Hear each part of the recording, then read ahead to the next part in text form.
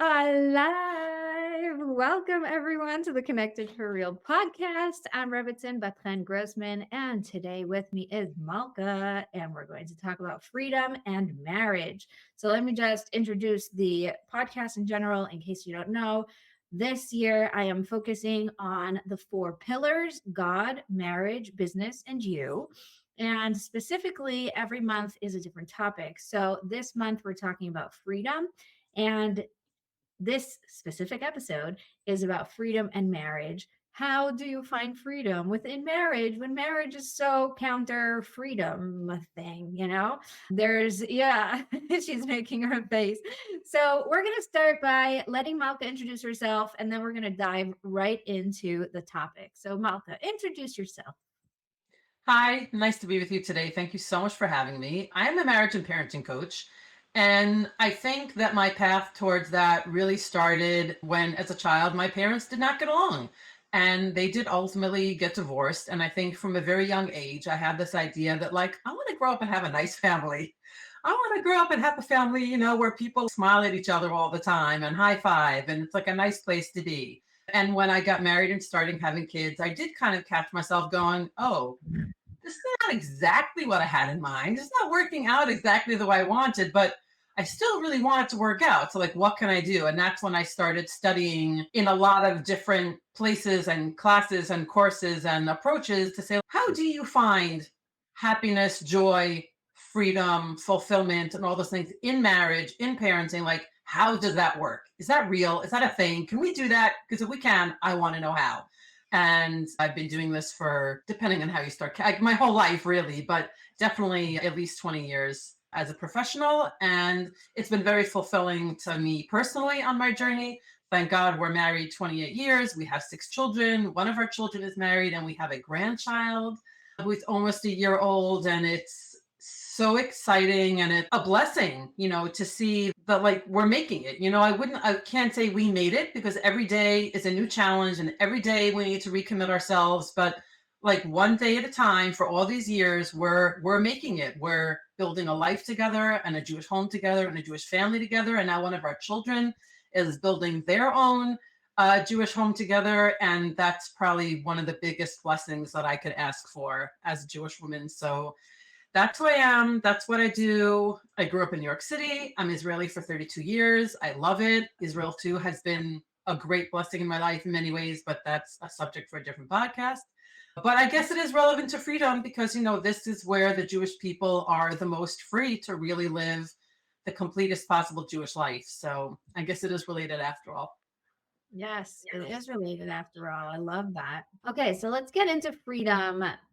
Let's talk about freedom first and then how it affects marriage, because there's so much to say just about freedom, and then bringing it into, a whole container of something that may feel to a lot of people constraining and limiting and sometimes not so freeing.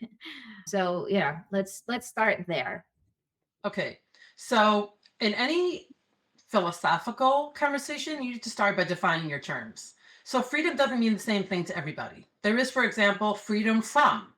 I want to be on vacation when I'm free from having to go to my job. I want to, I don't know, retire, so I'll be free from having to work at all. There's a lot of things that people want to be free from. Maybe I want to hire a housekeeper, so I'll be free from having to wash my own floors. We're talking about Nisan, and each Hebrew month has a theme. The theme of the Hebrew month of Nisan is freedom and redemption. They're not exactly the same, but they are very closely related. And then we're talking about the freedom of the Jewish people from the slavery in Egypt, right? God took the Jewish Hebrew people out of Egypt so they would not be slaves to Pharaoh anymore. But freedom, too, is just the beginning. Freedom from is like a little kid who says, I want to do it all myself. Or like, you don't get to decide what shoes I'm going to wear today. Or I want to wear the red dress and not the blue dress. Like, that's an important but somewhat also childish kind of freedom, thinking that I'm actually a free agent in this world, when actually none of us really are, even just because the fact that we share this universe with billions of other people. And we depend on each other, whether you like it or not, right? We'll have to breathe the same air and share water resources and all kinds of things. So none of us are really 100% free in any way, just as human beings. And also the point of being from all kinds of oppression or slavery, or even just when a person, God forbid, is sick and they say, God, I can't wait to be better again. Please, God, make me healthy, make me free from this disease and everything that it's putting me through, that I have to go to the hospital for treatment, or that I'm in pain, or that the medicines make me sick, or, well, why do I want to be free? In others, why do I want to be healthy? When I'm healthy, what will I do? If God blesses me with good health, what will I do with it? What will allow? And that's freedom too. And that, I think, is the much more spiritual kind of freedom. That's a much more mature adult kind of freedom. What am I free to do when I wake up and I say, wow, thank you, God, for another day of life and health, and for my partner and for my kids and for our home. Now, what am I going to do with it? How am I going to use the freedom I have? And that's a big thing. So it's true that marriage, in many senses, in the freedom from marriage, isn't going to give you that. Marriage makes you less free because you are voluntarily putting yourself in a situation where you're going to share your home and your life and your finances and your body with another person. So in a lot of ways, you're less free. And there's this other person who's not me, whose wishes and desires and attitudes and ideas, if we're going to have a good life together, I need to understand them and respect them and learn how to get along with them. So in that sense, I'm less free. But I think in the spiritual sense, what am I now free to do? I believe that marriage is a big spiritual jump in my freedom to express myself in newer and more complete and truer ways. Like the level of intimacy and the way that I know that other person and they can know me is, I'm gonna have, like, it's a whole nother level than the way I could know a person who I'm not married to. So in that sense, I believe that there's a tremendous and really powerful kind of freedom that comes with entering the married state. That I'm now free to express myself in new ways.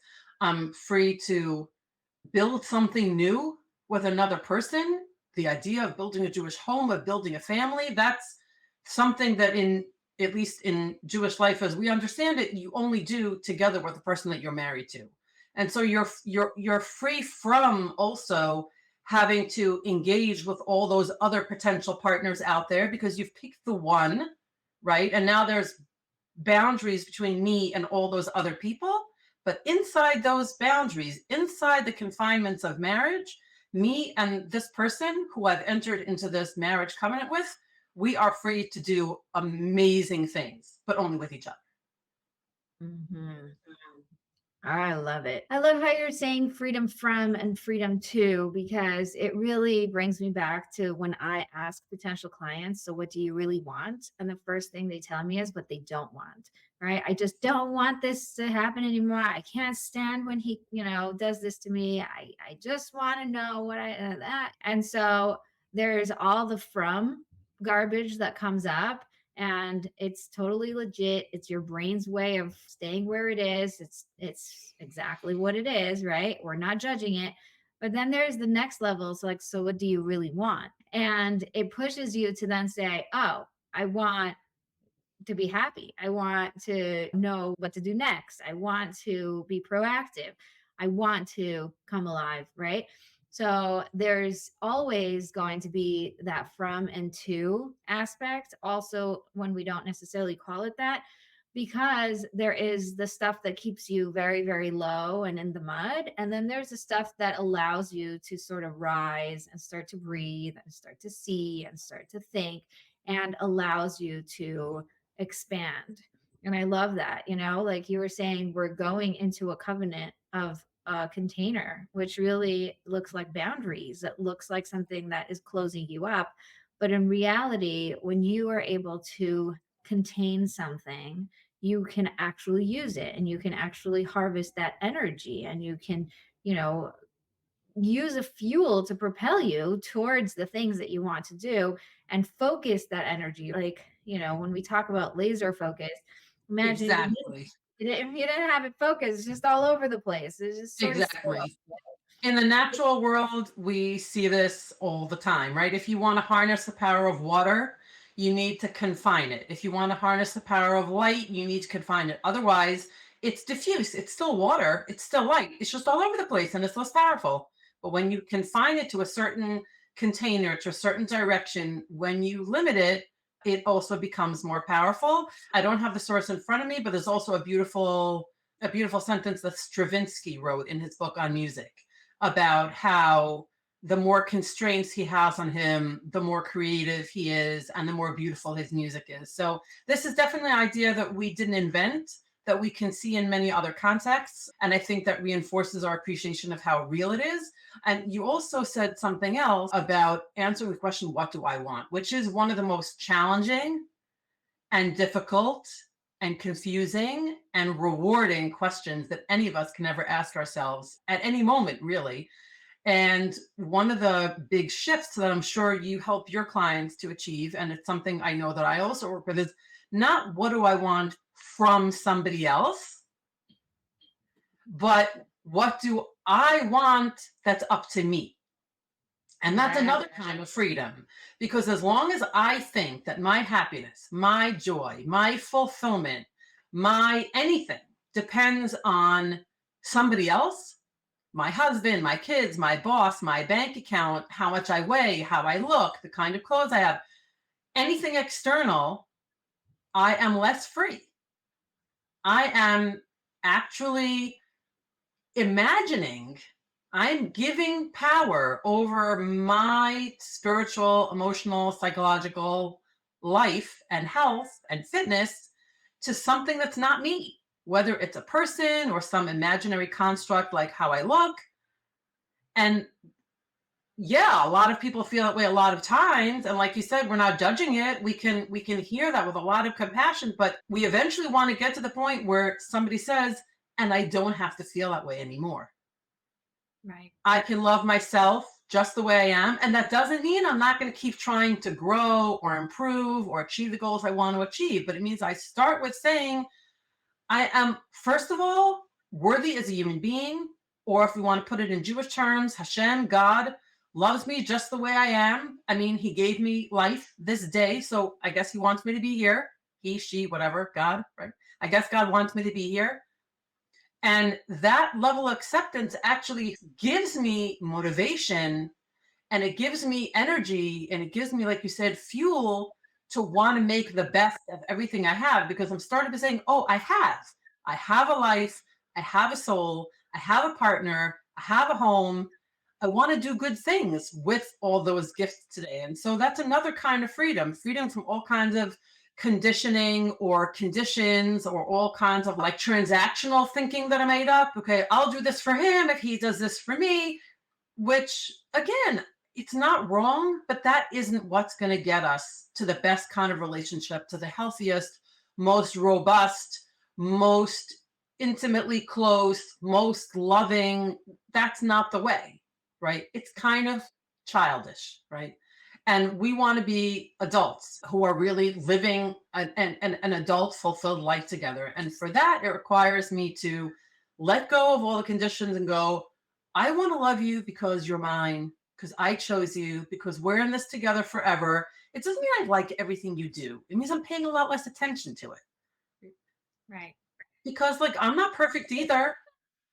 Oh, we are not perfect, let me tell We are you. not perfect. And we don't want to be scorecarded. So I mean, in Hebrew we say, right, Vav kalarecha kamocha. Do unto others as you would have them do unto you. And that, if I had to sum up marriage, and I don't like to sum up complicated things in cute little verses, but if I had to pick one, that would be it.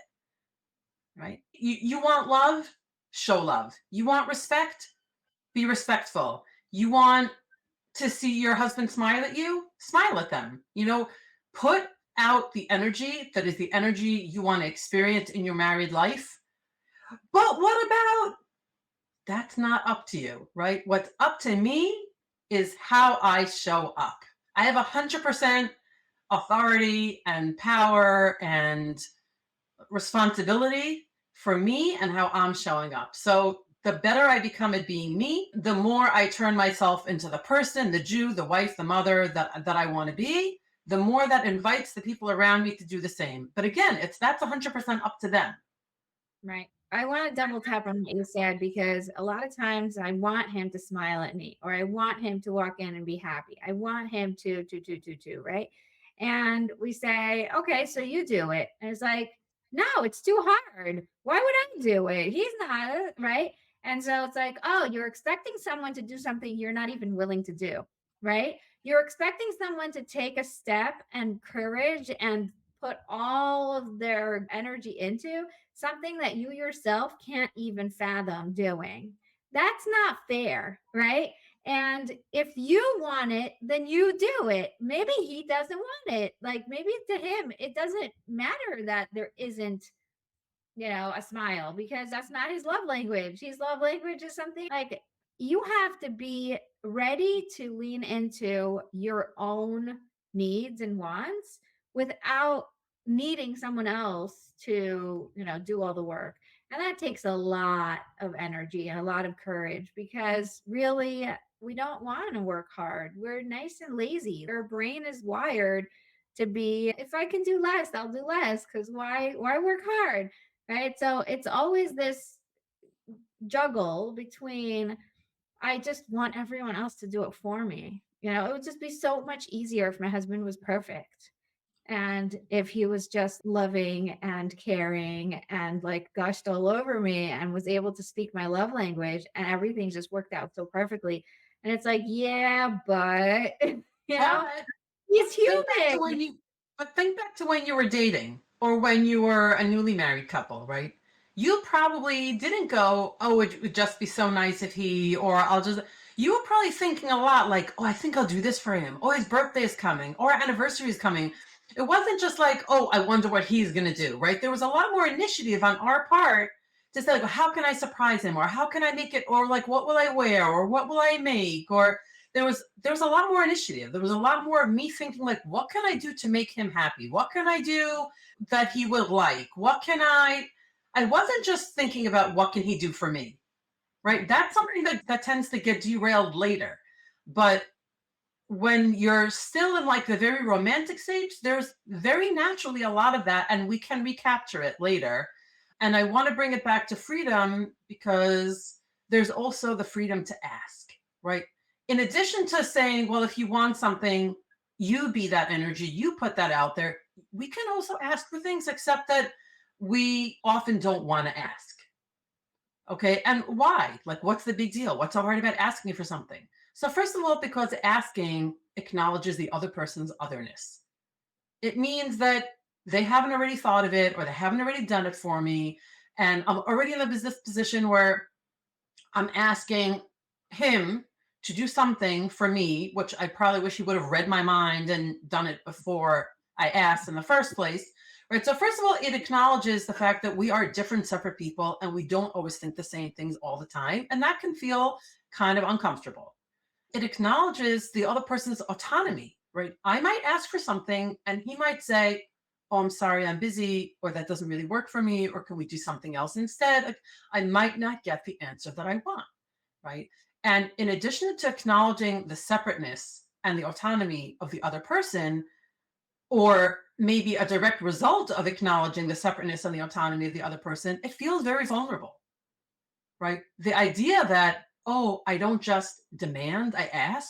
I don't just snap my fingers and get what I want, or I don't just automatically get what I want just by virtue of being his wife. Like, it doesn't just rain down on me endlessly all the time, exactly the way I want. That's not, like, I don't like that.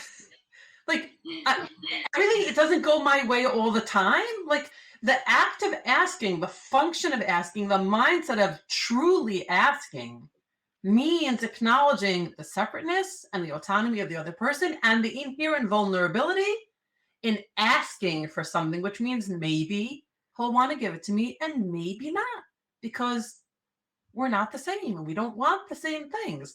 But the more I practice doing that, the more I acknowledge the freedom that's in all of those aspects, right? Not just my freedom, but his freedom.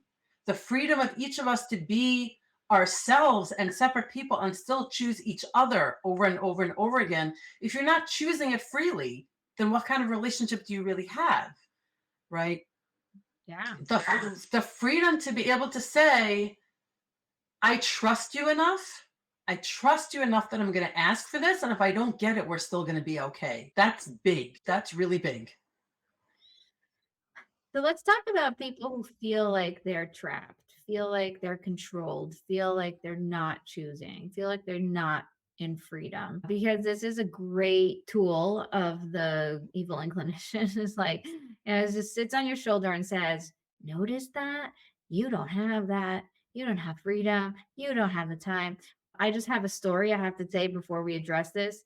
We were in the pool doing water exercise and a lady came in like 5 minutes late, and she took off her clothes and like looked really good in her bathing suit, and my mother hasn't seen her for a long time, so she says, oh, you look so good, you lost so much weight, like I see you've been really trying. And she says, yeah, it's because I got divorced. I finally had time and freedom to take care of myself. And I just, my mother looks at me, I look at her, I'm like, wait, right? Because there is something that really, really deep down, you believe that you don't have the freedom to take care of yourself or to exercise or to care enough because you're just held in prison. And in reality, she could have lost all that weight even in a marriage, right? She could have completely changed her marriage if she wanted to, but she decided to be proactive only after she was finally, quote unquote, not in that anymore. So that's something that really woke me up to, wow, look how much freedom we have and how much freedom we give up just with the way that we limit ourselves, Oh, basically. yeah. So my model for this is actually not a marriage coach. My model for this is Anatoly Natan Sharansky, who has been a hero of mine since I can't remember when. And he has spoken and written many, many times for the fact that even when he was in jail, even when he was in solitary confinement, his body was in prison, but his spirit was free.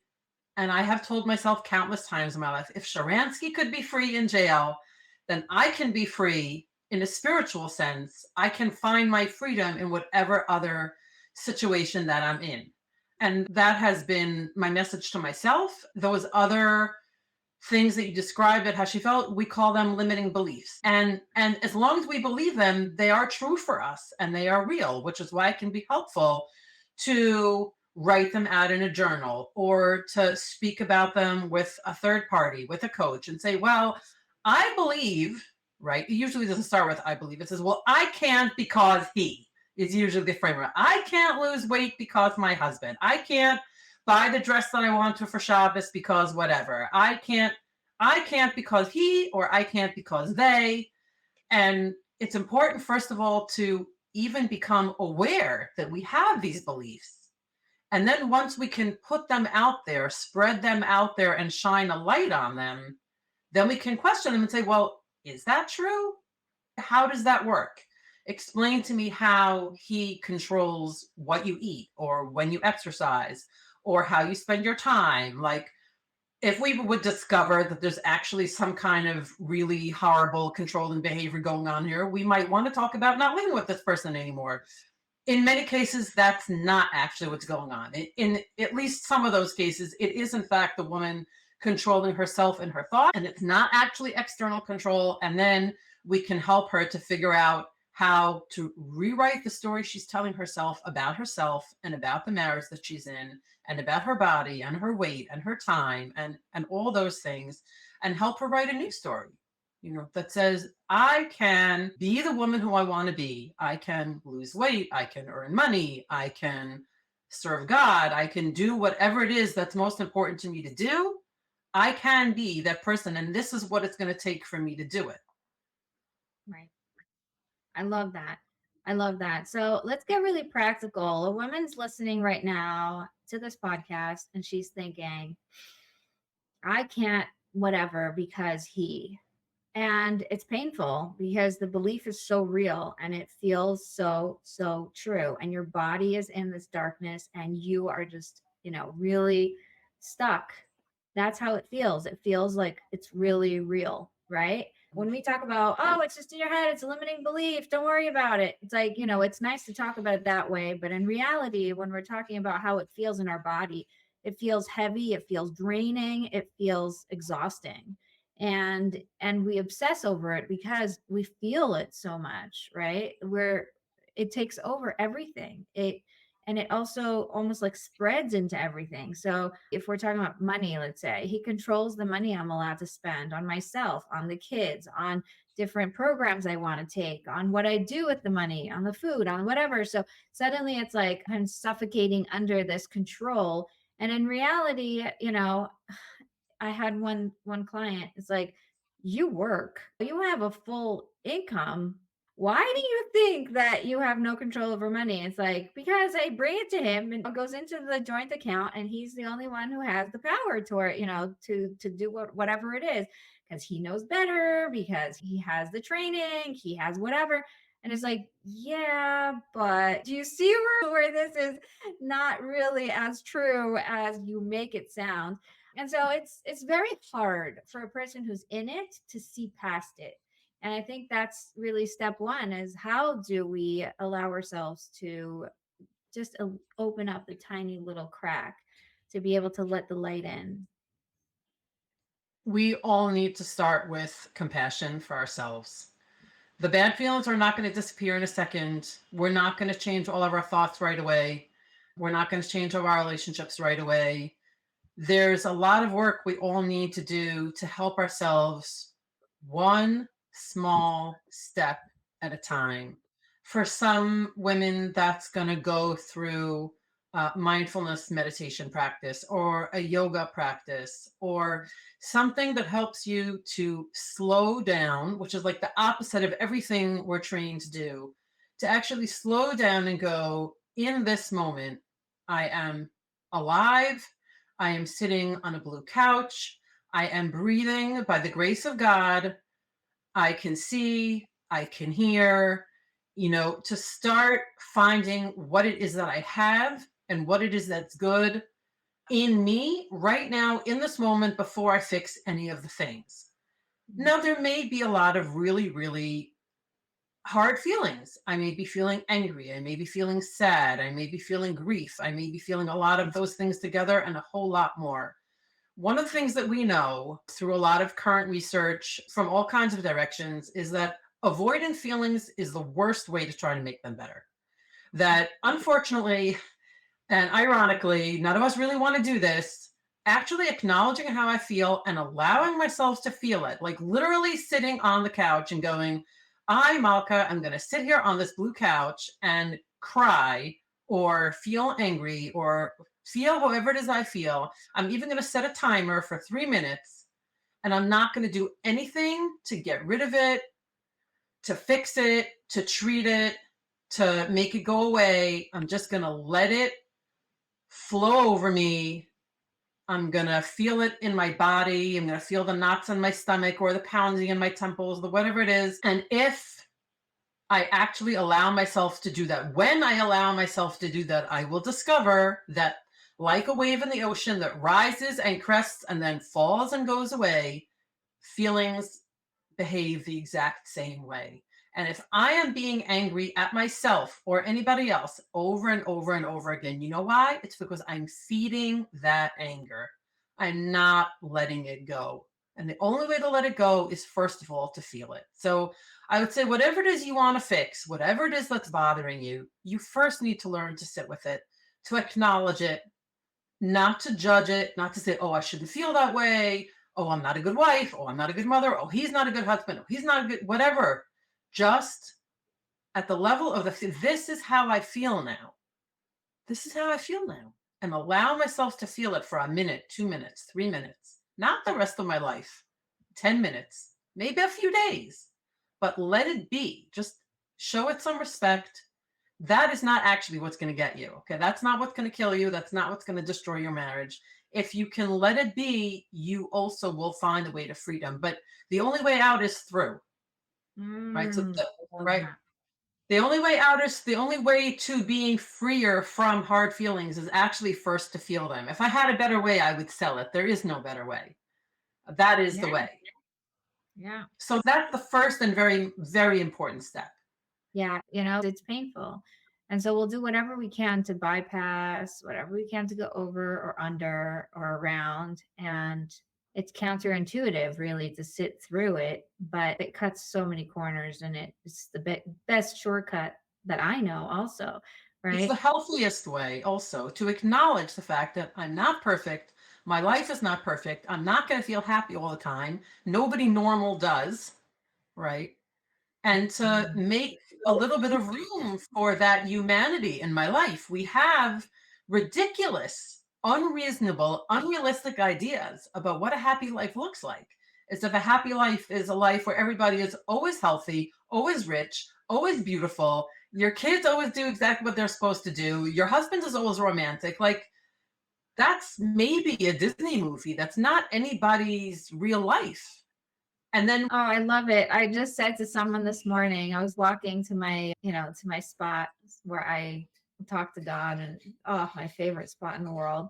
And in the park on the way, I saw a woman, we were talking, whatever, and it just came out of me. And I think it's perfect timing to say it here. It's much easier to keep your balance when the ground is really nice and, secure, right? There is no point. You're not using any core muscles to stay balanced and keep your structure. As soon as things start to shift, as soon as things start to wobble, and you start having to use your core muscles and you start having to use all of your inner strengths in order to stay balanced, that's when you're really working, and that's when you're becoming, and that's when all the goodness can really come out, right? It's when you're being shaken up. And so we're not praying to be shaken up. Thank God for life. exactly. You don't need to ask for it, it's just going to come, right? Because Exactly. God is so Exactly. We actually ask God to bless us every day with health and happiness and joy and and all the good things, and we ask that he shouldn't give us crises or illness. Or we're not saying that the bad things are good, and we're not saying that we want them. All we're saying is that they are a fact of life. Everybody is going to encounter many different kinds of difficulty throughout life and throughout marriage. And when those things come, I want you to know that you can do it. You can meet those challenges. You can grow through them. You can overcome them, hopefully, please God. And the more you believe in your freedom to engage in whatever it is life gives you in the best possible way, and it's not always going to make things necessarily work out the way you want, right? But if you believe in your strength and you believe in your ability and you do the best you can, that's better than the alternative. right. I think that there's something really important we have to talk about, and that's the difference between freedom and control, right? Because Yes. we want to control the outcome. We want to control where we're going. We fight reality when things are not the way we want them to be. And then we feel like we don't have the freedom because we can't control the reality. We don't have the freedom because there's something that I cannot change, right? And they're not actually bound together. There's freedom in every situation, even when you can't control it. And I think that's the beauty of what you were saying before. You could be in jail, you can be in the worst places possible, and still have your freedom to believe, your freedom to be connected to God, your freedom to receive, your freedom to think and imagine and say whatever you want to say, right? You have freedom to a lot.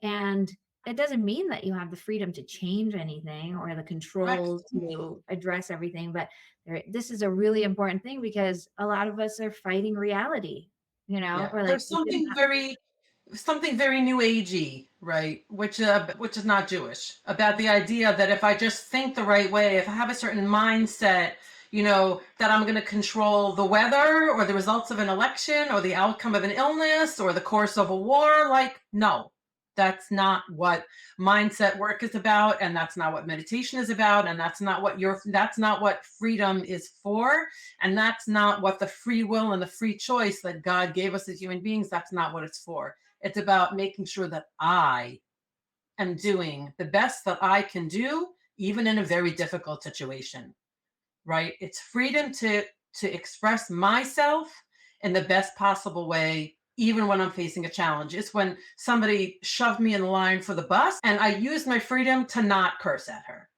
even though I think she deserves it, right? Because is that really going to be the best possible use of the freedom of speech that God gave me, right? Or if I push her back, right? Is that freedom? Is the freedom to push her back, right? If somebody cuts me off on the road, right? Right. It's what we're talking about from and to, right? If you're using your freedom in a way that just, very low level, then you're really just thinking freedom is freedom from being pushed around, freedom from being controlled, freedom from, whatever, someone else deciding for me. And whenever that is your motivator, usually it's exhausting, first of all. And also, you're not really going anywhere. You're just constantly attached to reactive mode. And then when you're freeing too, it's really, I'm free to say whatever I want to say, regardless of what they say, right? So somebody's screaming at me. I wish they weren't screaming. So I'm going to take that and be like, I'm not going to scream. And, why are you not screaming back? Why are you so calm? Right. Even more importantly, the freedom to not let their behavior impact my integrity, right? What they say about me is not who I am. What they say about me doesn't change who I am. It's not unless I let it, right? Unless I inhale it and let it all become part of me, but I don't have to, right? So it's also the freedom to protect myself from real threats, right? To say, no, no, no, I'm not letting that in. I decide what I'm going to listen to, what messages I'm going to let in, how I'm going to choose to feel about it, right? If somebody says something nasty about me, do I have, well, of course I'm insulted. You know what he said about me? Well, I'm sorry for what he said, but that I don't have to be hurt, insulted, depressed, whatever. I don't have to. That's a big aspect of freedom, right? Is freedom to be aware of how I respond to other people and to make the choices that are best for me and not just work on automatic all the time. We'll say, well, of course, this is how I feel. Look at how they treated me. It doesn't go by that kind of math. Yeah, and you know what? I love talking about the from and to because there's so much gold in there. When we think, like a scientist, what was the reason for this, right? It's like looking back to finding what are you a result of? And that works when you're in a lab and it works when you're trying to do a science experiment. But in reality, humans are actually programmed to go somewhere, right? You need a goal, you need something that is going to motivate you. And that's really the only way to get anywhere. So when we fall into the belief of the science world and it's just like, oh, it must be that you were hit, that's why you're hitting, and you were screamed at, so that's why you're screaming, and you were abused, so that's why whatever, right? And you came from a broken home, and you so it must be that you're going to have your issues. Hello, no, the freedom to choose. I am actually motivated by something completely different. Therefore, I'm going to end up somewhere completely different. And it has nothing to do with where I came from, which is a big, huge aspect of freedom because it actually Huge. allowed you to choose anything, any path. All the paths are open for you, every single path. And I And if actually have, somebody will say, well, what, it's so much harder for, I'll say, you know what? Could be. I'm not sure, but even if it is, who promised us it was going to be easy? Right? It could be that it's harder for someone from home style A to build home style R. I don't know. But so what? We don't only do the things that are easy. And in fact, if we look at other areas of our life, right, we see that lots of us choose to do many difficult things all the time. Some people run marathons, some people earn PhDs, some people climb mountains, some people become social activists, right, which can be very, very difficult in a hostile world. People do choose to do difficult things all the time. And so if the difficult thing that you want to do is to be a certain kind of parent or a certain kind of partner, then do it. right. There isn't anything in your past that can prevent you from being the kind of person you want to be unless you let it. And I'm not saying that it doesn't have a strong hold on us some of the time, but that is the beauty of being a human being is that we can learn to be, like you said, to set a goal and say that's the kind of person I want to be, and then to build a plan one step after another step after another step to figure out how to actually get there. And there are many different spiritual programs, certainly in the Torah and maybe also out of the Torah, that help people to become the kind of people that they want to be and that they believe that they should be. Yeah, I think, one of the biggest things was that I was once in a class and he said, God is the ultimate coach, right? He gives you the things you need right now in this exact stage so that you can get to the next level. And I love that you're saying baby step after baby step after baby step, because a lot of us are perfectionists, especially if you're extraordinary. You like things to be done right. And a lot of my listeners are extraordinary people. And we know that about ourselves. We're not okay with just being. We need to actually, become and create and live and be open and expand and all this great stuff. And with that comes this pressure to be, there already. It's like, are we there yet? And there's a lot of pressure to get there as quickly as possible or fix it or heal it or whatever it is, right?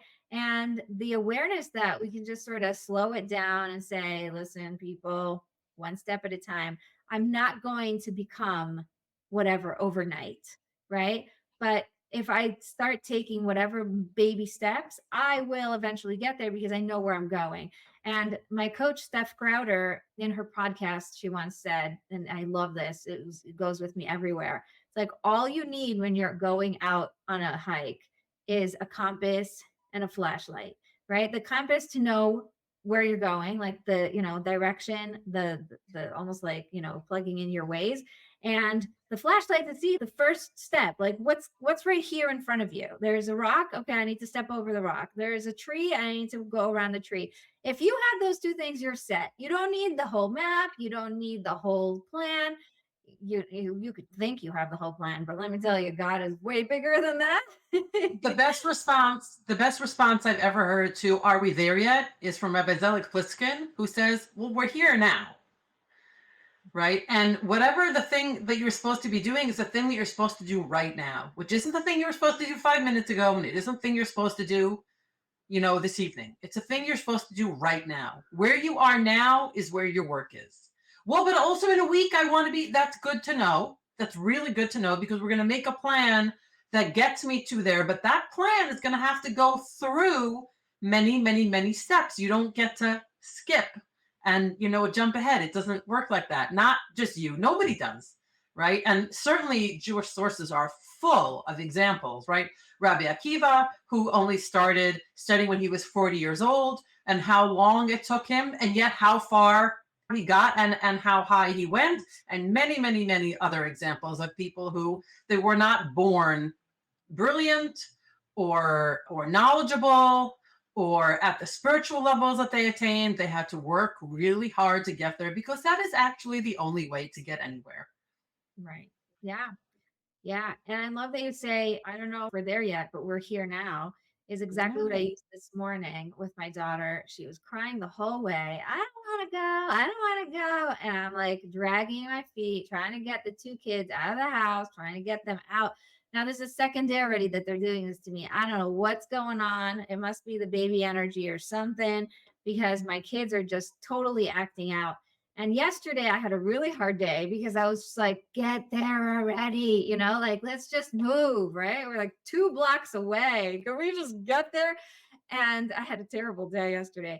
But today, this morning, I put on music for myself, like a guitar background type thing. And I'm walking around the street with guitar music in the background. My two kids, like, really dragging their feet, doesn't want to wear her shoes, so I'm holding her shoes, and there's a coat in my hand because the other one doesn't wear his coat, and all these things, and I'm just like so chill, like this is exactly where I need to be right now, and we're going to get there when we get there, and it's going to be okay. And my attitude completely changed. Let me tell you, it was really hard. Yesterday was such a hard day that I just did not have the energy to go through that again, so I had to Not all shift. the days, right? Not all the days are going to look the way we want. We aren't always going to have the attitude that we know we could or that we want to have. That's okay too. And learning to have compassion for ourselves and say, you know what, myself in my bad mood or on my bad day, that's not all who I am. It's just a day. Right. And when I'm ready, I'll change it. And it might be in a few minutes, and it might only be tomorrow, and it might take me until next week, but I'm going to get there. For me, it sometimes helps if I'm trying to learn something new and it's taking me time and it's not going the way I want, and I feel really frustrated. I think of something that I'm really, really good at. And then I say, how long did it take me to be really good at that? how many times did I make that cake? Or how many times, right, did I do that thing that now I can just do it like that and pretty much expect excellent results? It took a long time. And I Yes. said, well, but I don't want to have to wait a long time. And then I realized that, that's my inner child speaking, who thinks that she has to have everything good and right now. And, I've learned to not be afraid of her when she like gets all tantrumy, and to be patient with her, and that I have a relationship with her, that she's not going anywhere, my inner child, right? She's going to live with me as long as I live. And I have learned to have much better communication with her, and to learn how to soothe her and how to get her settled back down until she goes to have a nap and leaves me alone. But yeah, the long way is the only way to get anywhere. We rarely have really effective shortcuts. And looking Wow. for them can just be really frustrating. Yes, yes. Oh, this has been such a fascinating and exciting conversation. I'm sure everybody has a ton of questions. So feel free to email us both or text us or get in touch because we have a lot more to say about this, but our time is up. Malka, tell everybody where they can find you and how they can be in touch with you. They can find me on LinkedIn using my name, Malka Neustadter, on Instagram at Coach Malka, on Facebook. I'm everywhere. That's great. I love it. I love it so much. And thank you all for listening and for And being thank you with. so much for having me. This has really been a delightful conversation. Thanks very much. And thanks to everyone who listened. Yes, thank you. And by the way, on the whole topic of freedom, you were saying how long did it take me to get here? People, I was afraid of speaking in public, okay? I just want you to realize how far a person can get just with taking little tiny steps. The first step Absolutely. God forced me into was just saying yes. And then I didn't end up speaking at the end, right? You could listen to that in my episode. I think it's episode 100, how long my process took. And now I'm recording podcasts. I'm super confident. I don't even think twice about what I'm doing, right? And I love that you say that. Find something that you're really good at now that took you a while to grow into, because it really is phenomenal to just watch from the outside. Like if I look at myself now, I'm like, who is she? How did we get here? The fact that I have a morning routine and I actually pray every day and things that I thought I would never get done. I'm just not that person. I can't, and I'm to this and to that and whatever. There is so much freedom in letting go of all the limitations about yourself and just believing Yeah. that God is more capable than you. Like he can guide you there. So And thank you you. don't need Thank to let go, and you don't need to let go of them all at once either. You can do that one at a time too. Oh, for sure. Listen, I am the queen of that. If you guys are actually interested in finding that one thing that's going to move the needle, I have a great freebie called The Guide to Unravel Overwhelm. And it could be found at connectedforreal.com/guide. We're going to make sure to link that below as well with all of Malka's information. And you can go download that for free and start to do it right away. It is the thing that changed my life. It is why I gift it to everyone because it is so, so powerful. So, thank you so much for listening. Make sure you come back next week. And thank you to Malka for being here. And don't forget to be connected for real.